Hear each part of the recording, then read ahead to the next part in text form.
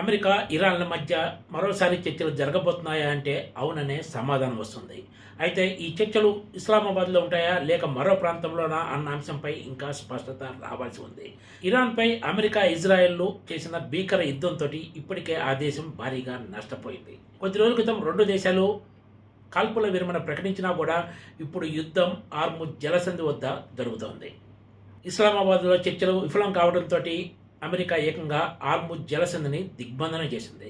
Iran నుంచి నౌకలు ఈ జలసంధి నుంచి బయటకు రావడానికి, లోపలికి రావడానికి వీలు లేకుండా బ్లాక్ చేసింది.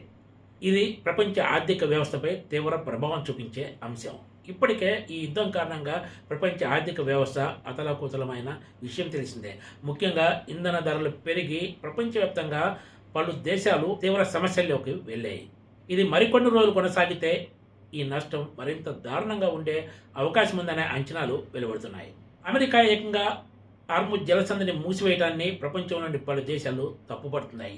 చైనా కూడా ఈ విషయంపై స్పందించింది. ఇరాన్తో తమ సంబంధాల విషయంలో మరెవరైనా జోక్యం చేసుకుంటే సహించేది లేదంటూ ఘాటు హెచ్చరికలు చేసింది.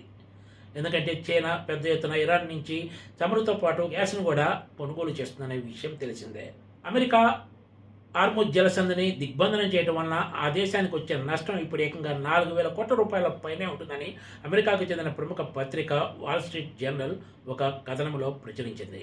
ఇప్పటికే ఈ యుద్ధం కారణంగా భారీ ఎత్తున నష్టపోయిన ఇరాన్ హార్ముజ్ జలసంధి మూసివేతను ఎన్ని రోజులు భరించగలదనేదే ఇప్పుడు కీలకంగా మారబోతోంది.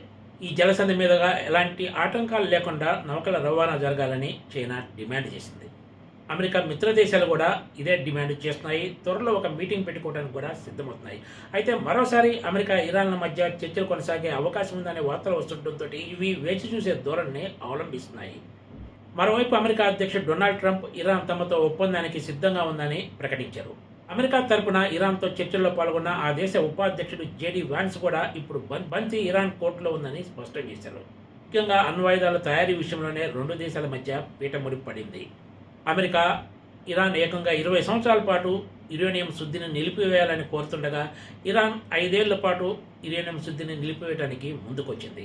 ఇక్కడే లెక్కల తేడా వచ్చేసి ఒప్పందం విఫలమైందనే వార్తలు వెలువడుతున్నాయి. మరి ఈ విషయంలో రెండు దేశాలు రాబోయే రోజుల్లో ఎలాంటి పట్టు విడుపులు ప్రదర్శిస్తాయి, శాశ్వత శాంతి ఒప్పందం దిశగా ముందుకు సాగుతాయన్నదే ప్రపంచమంతా ఇప్పుడు ఉత్కంఠగా ఎదురు చూస్తున్న అంశం.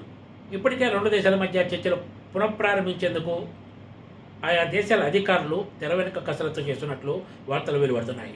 దేశాలన్నీ కూడా త్వరలోనే ఈ రెండు దేశాల మధ్య ఘర్షణకు ముగింపు పడి చమురు రవాణా సాఫీగా సాగాలని కోరుకుంటున్నాయి.